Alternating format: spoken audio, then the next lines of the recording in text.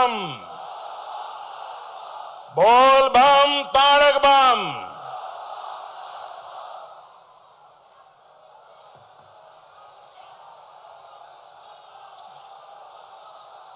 यही देवोत्तो भूमिते ऐसे हमें बाबा तारकनाथ और महाप्रभु जगन्नाथ देव के शोतो शोतो प्रणाम जानाई।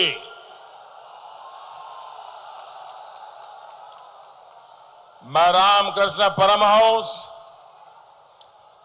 क्रांतिवीर कन्हैयालाल दत्त, राजा राम मोहन राय, नागेंद्र नाथ चट्टोपाध्याय, बजेंद्र नाथ शील जैसे अनगिनत राष्ट्र नायकों को भी आज इस पवित्र धरती से नमन करता हूं। ऐसे ही ऋषियों और मनुष्यों के आशीर्वाद के कारण पश्चिम बंगाल हमेशा संस्कृति और संसाधनों के मामले में समृद्ध रहा है। साथियों, पश्चिम बंगाल को क्या चाहिए, क्या करना है, इसे लेकर बंगाल की महान जनता में कभी भी कोई भ्रम नहीं रहा है। इसी वजह से बंगाल के लोगों ने चुनाव में हमेशा स्पष्ट बहुमत को प्राथमिकता दी है। हमेशा यहां का बौद्धिक वर्ग, यहां की अध्ययनशील प्रतिभाएं हमेशा स्पष्ट सोच लेकर के चली है।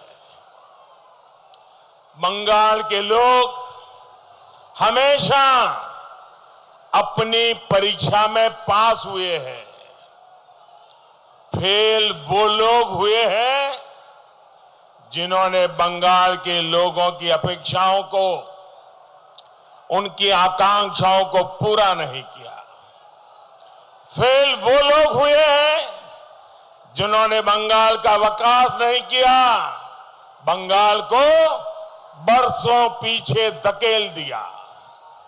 इसलिए आज बंगाल के लोगों ने एक बार फिर, बंगाल के लोगों ने, यहां के जन जन ने, यहां की माताओं बहनों ने, यहां के नौजवानों ने फिर एक बार परिवर्तन की कमाल संभाल ली है। आशोल परिवर्तन, आशोल परिवर्तन के उद्घोष में और सोनार बांग्ला के विजन में बंगाल के लोगों की यही आकांक्षा है। इसलिए उन्होंने पहले 2 चरण के चुनाव से ही बीजेपी के प्रचंड बहुमत का रास्ता तय कर दिया है। साथियों, 2 मई को क्या नतीजे आने वाले हैं, इसकी झलक हम 2 दिन पहले नंदीग्राम में देख चुके हैं। मुझे पक्का पता है हर चरण के चुनाव के साथ दीदी की ये बौखलाहट बढ़ती जाएगी। मुझ पर गालियों की बौछार भी बढ़ती जाएगी।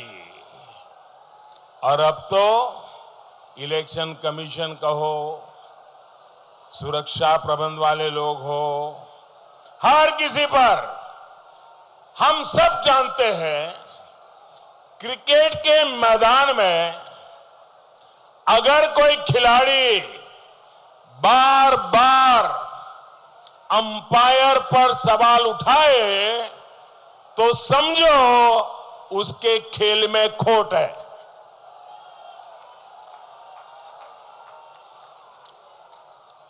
चुनाव के मैदान में कोई कभी ईवीएम को गाली दे, कभी चुनाव आयोग को गाली दे तो समझो उसका खेला शेष है, उसका खेला शेष है।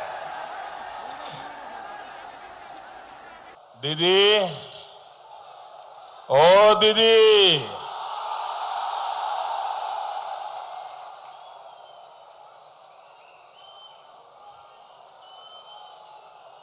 दीदी, हार आपके सामने है। अब इसे स्वीकार करिए। हुगली के लोगों की ये आवाज सुनिए।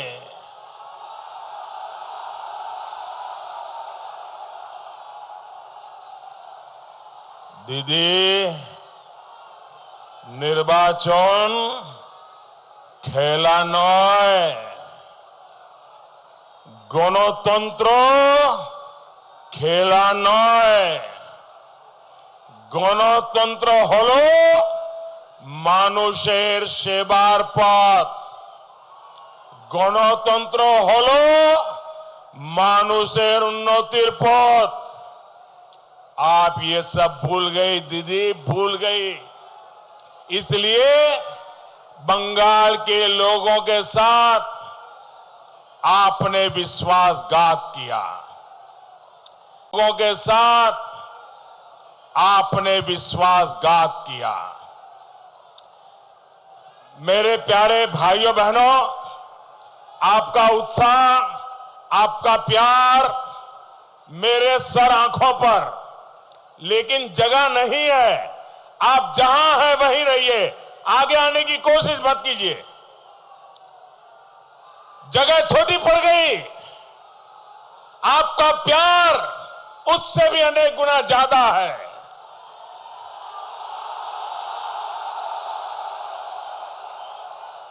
आप जहां हैं वहीं से सुनिए, और मुझे विश्वास है मेरी आवाज तो जरूर पहुंचती होगी।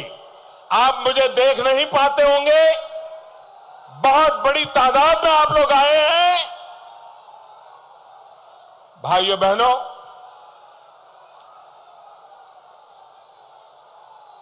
हद तो इस बात की है, अब दीदी आप बंगाल की जनता के अपमान पर उतर आई है। साथियों, दीदी ने कहा है कि बीजेपी की रैली में जो भीड़ जुटती है वो पैसे के लिए जुटती है। मैं जरा आपसे पूछना चाहता हूं, जो भी सच हो आप जवाब देना। मैं आपसे जानना चाहता हूं भाइयों बहनों, क्या आप इतनी गर्मी में इतने घंटों से इतनी परेशानी उठाकर यहां आए हैं, क्या पैसे के लिए आए हैं? क्या पैसे के लिए आए हैं? क्या कोई बंगाल का नागरिक बिक सकता है? क्या कोई उसको खरीद सकता है? क्या अरे ये तो स्वाभिमानी लोग हैं। पूरी अंग्रेज सल्तनत कुछ नहीं कर पाई बंगाल के लोगों को। ये बंगाल के लोगों का स्वाभिमान है। दीदी, बंगाल के लोग पैसे लेकर के रैली में जाते हैं ये कहकर आपने बीजेपी को नहीं, मोदी को नहीं, आपने बंगाल की जनता का अपमान किया है, और इससे बड़ा अपमान नहीं हो सकता। अपनी बौखलाहट में आप मेरा अपमान करिए, लेकिन बंगाल की जनता, यहां की महिलाएं, यहां के गरीब, बंगाल के हमारे भाइयों बहनों का अपमान मत करिए दीदी, अपमान मत करिए। यही वो लोग हैं जिन्होंने 10 साल पहले आपको सर आंखों पे बिठाया था, आज आप उनको गाली दे रही हो। साथियों, मुझ जैसे करोड़ों भारतवासी कालीघाट, तारकेश्वर, दक्षिणेश्वर, गंगा सागर और बेलूमठ जैसे पुण्य स्थानों पर आकर खुद को बहुत भाग्यशाली समझते हैं। ऐसे में कोई जब इस पवित्र बंग भूमि की आध्यात्मिक और सांस्कृतिक मर्यादाओं के विपरीत जब आचरण करता है तो हर हिंदुस्तानी को बहुत दुख होता है।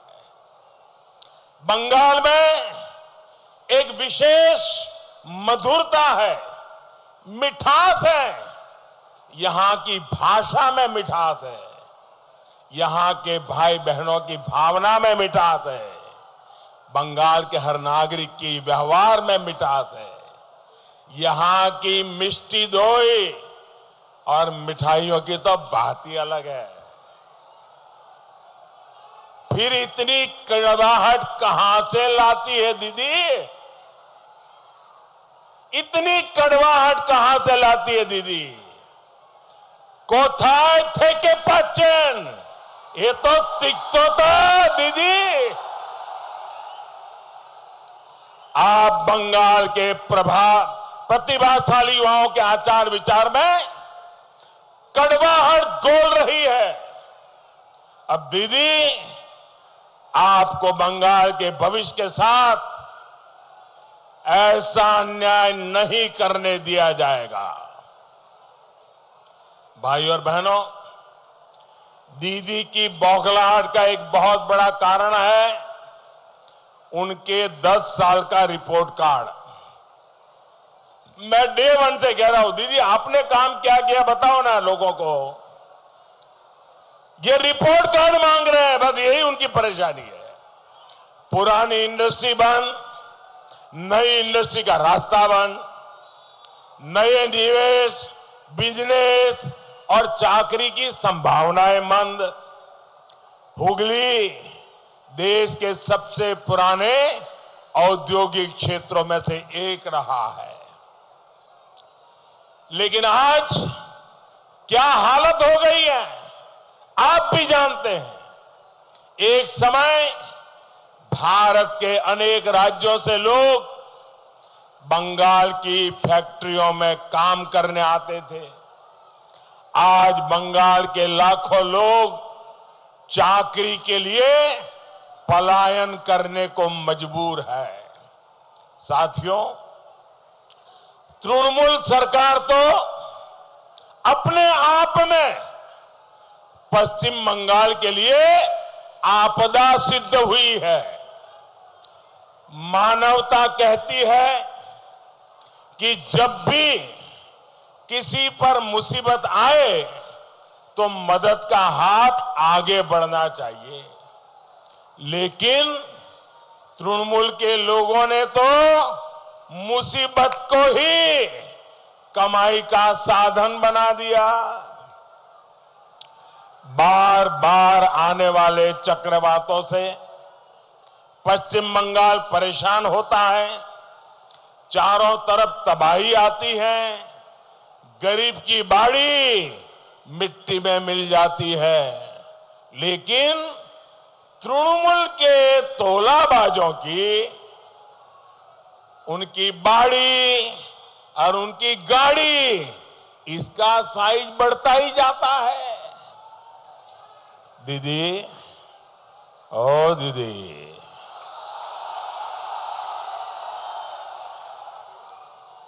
दीदी এখন বাংলার মানুষ বিশ্বাসঘাতক তার जवाब देवे।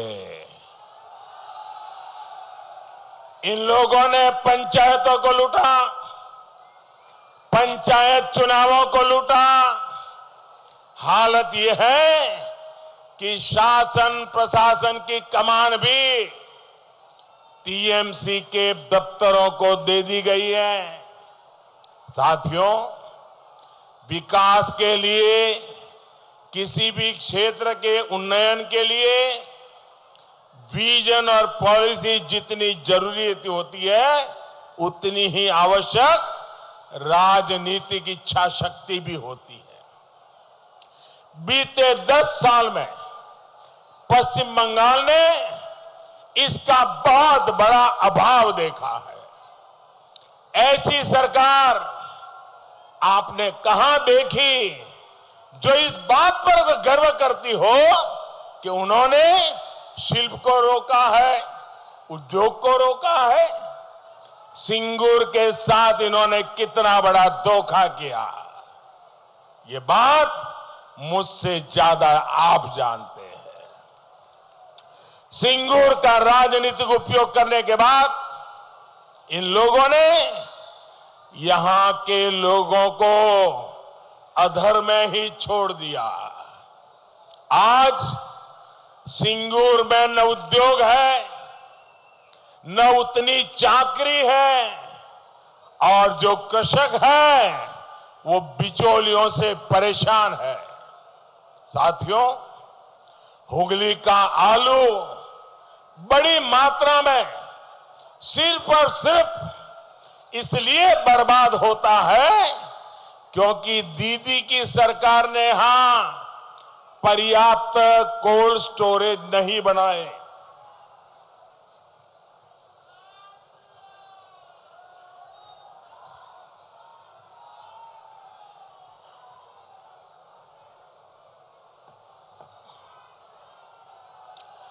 जो कोल्ड स्टोरेज है वो भी सिंडिकेट चला रहा है। आलू किसान औने पौने दाम पर अपनी उपज बेचने के लिए मजबूर है। ये स्थिति तब है जब केंद्र सरकार इसके लिए राज्यों को हर संभव सहायता देती है। इसके लिए विशेष इंफ्रास्ट्रक्चर फंड बनाया गया है। यही स्थिति यहां जूट किसानों, जूट मिलों में काम करने वाले साथियों की है। केंद्र सरकार ने 6 सालों में जूट का एमएसपी 85% से ज्यादा बढ़ाया है।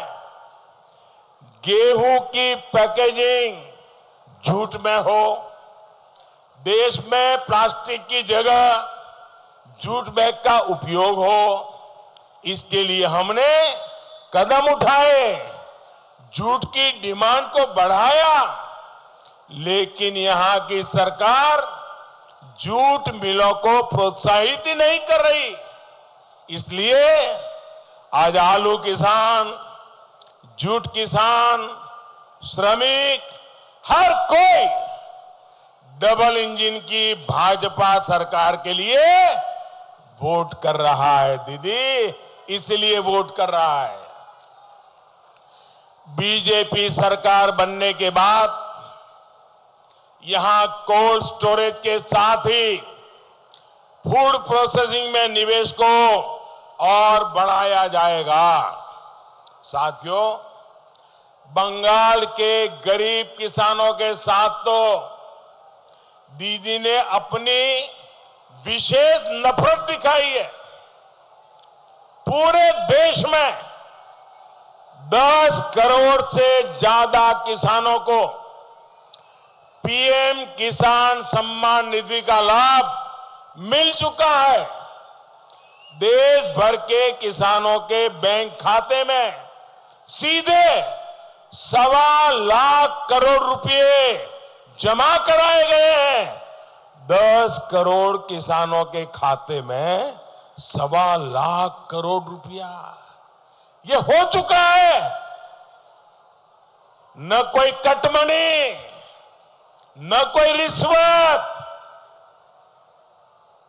1-1 टका सीधा किसानों के बैंक खाते में पहुंचा है।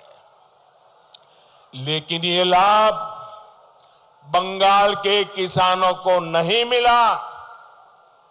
दीदी ने बंगाल के लाखों कृषकों को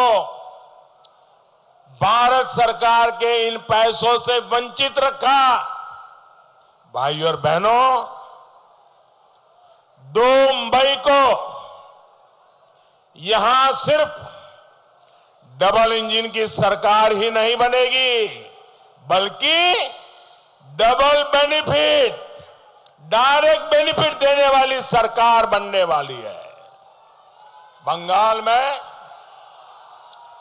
बीजेपी सरकार आने के बाद सबसे पहला काम किसानों के हित में फैसला लेना होगा।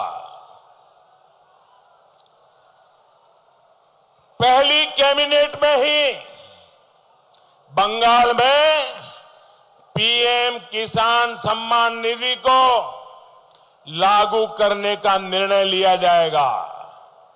और जब भाजपा के मुख्यमंत्री के बंगाल में भाजपा की सरकार का शपथ समारोह होगा, उस दिन मैं जरूर आऊंगा।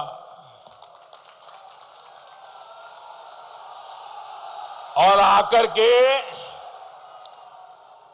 जो नए मुख्यमंत्री बनेंगे उनसे जरूर कहूंगा कि भाई, ये दिल्ली से मुझे पैसा भेजना है, आप जल्दी इस काम को पहली कैबिनेट में लागू कीजिए, मैं कहूंगा।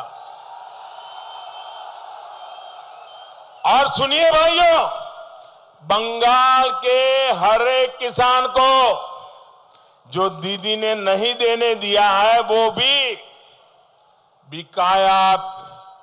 जो बकाया पिछला पैसा है, उसको जोड़ करके हर किसान के खाते में, उसके बैंक खाते में 18,000 टका मिलेगा।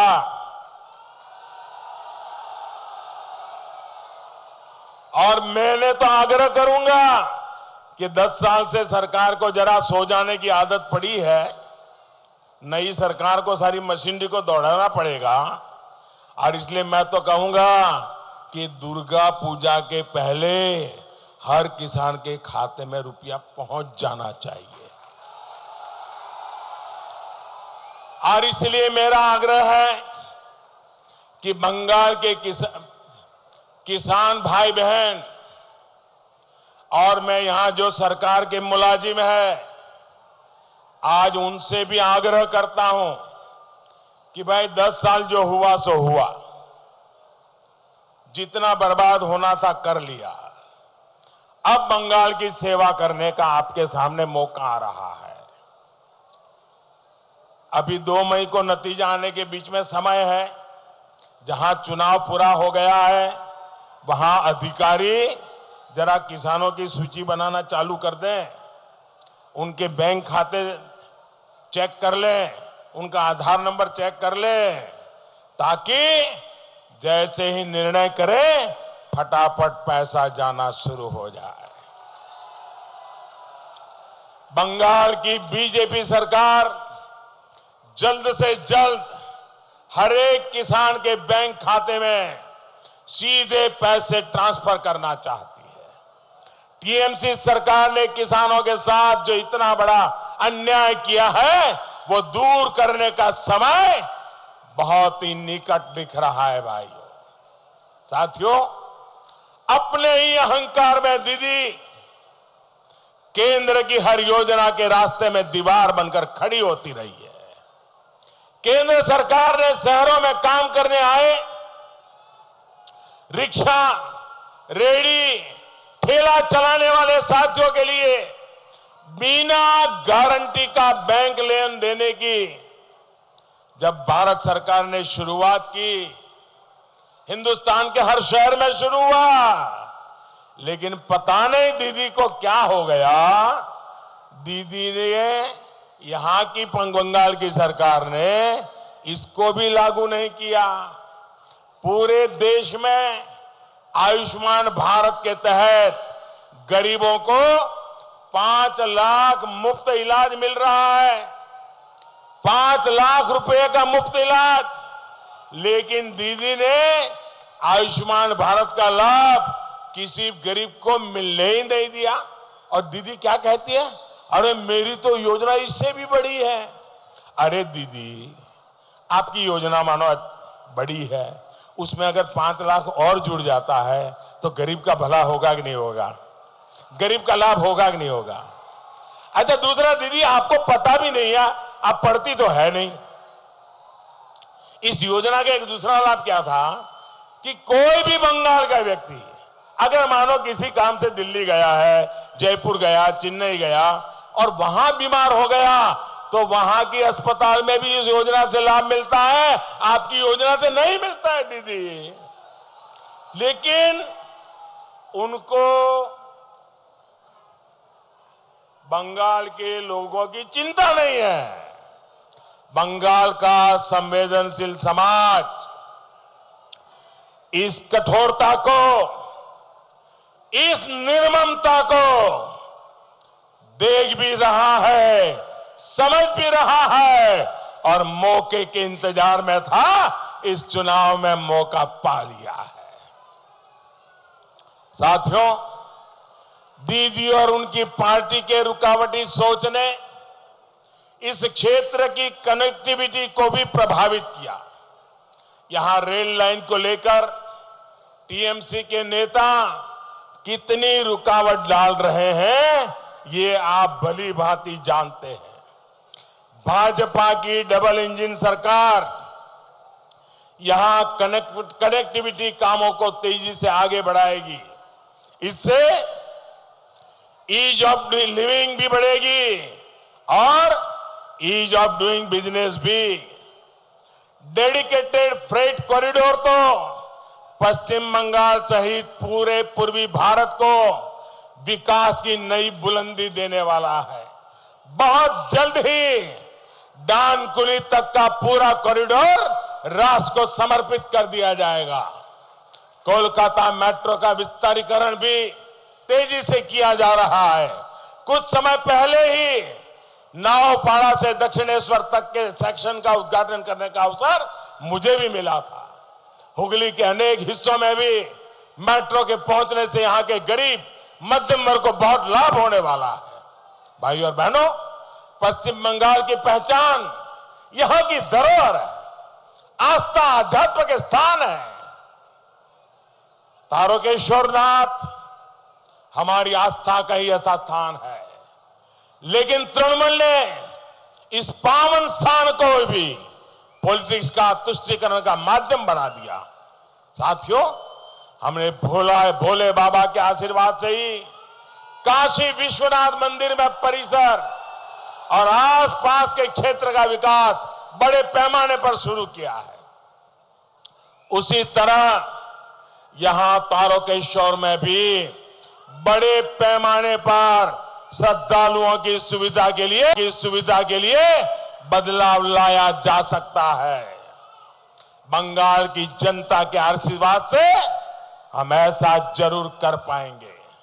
साथियों, तारकेश्वर नाथ जी के साथ साथ यहां की पहचान हुगली नदी को भी तृणमूल के सिंडिकेट ने बर्बाद कर दिया है। अवैध निर्माण, औद्योगिक कचरे के खिलाफ कोई प्रभावी नीति लागू ही नहीं की, क्योंकि सरकार सिंडिकेट चलाती है।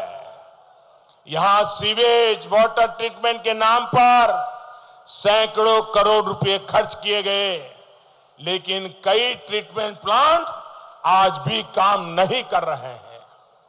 आज अगर गंगा जी की निर्मलता को लेकर बेहतर काम हो सकता है तो हुगली की स्वच्छता के लिए क्यों नहीं हो सकता? अगर देश के दूसरे हिस्सों में आधुनिक रिवर फ्रंट बन सकते हैं तो हुगली में भी उतना ही खूबसूरत रिवर फ्रंट बन सकता है। भाजपा के पास हमारी धरोहरों, हमारे नदियों की स्वच्छता और नदियों के सुंदरीकरण दोनों का बेहतरीन अनुभव है।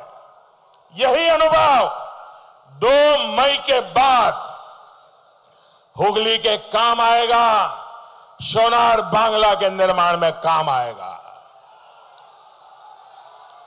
सोनार बांग्लार, सोनार गौरव, आमरा फिर ये अनबॉय। भाई और बहनों, आशोल परिवर्तन की शुरुआत के लिए अब 30 दिन से भी कम का समय बच गया है। पौधों फूल खिलेगा, हर बूथ में खिलेगा। ई बार बीजेपी सरकार, ई बार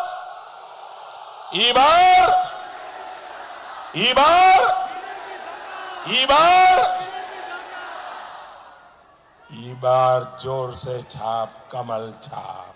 ई बार जोर से छाप, ई बार जोर से छाप, ई बार जोर से छाप। इतनी बड़ी संख्या में आप यहां हमें आशीर्वाद देने के लिए आए, इसके लिए मैं आपका बहुत बहुत आभार व्यक्त करता हूं और पूरे विश्वास के साथ, पूरे आत्मविश्वास के साथ उज्जवल भविष्य के लिए आप भारी मात्रा में मतदान कीजिए।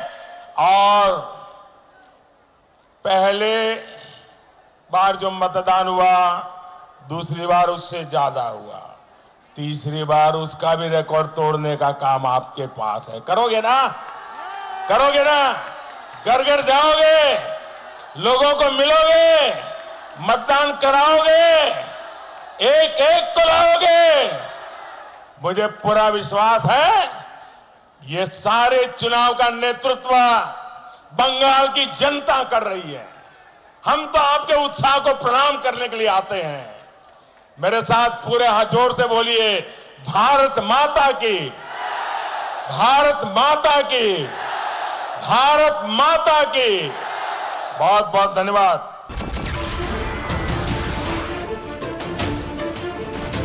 नमस्कार, मैं हूं मानक गुप्ता। अगर आपको हमारा ये वीडियो पसंद आया हो तो इसे लाइक और शेयर जरूर करें। और हां, हमें सब्सक्राइब और फॉलो करना ना भूलें ताकि आप देश और दुनिया की कोई खबर मिस ना करें। तो जुड़े रहिए हमारे साथ और देखते रहिए News 24।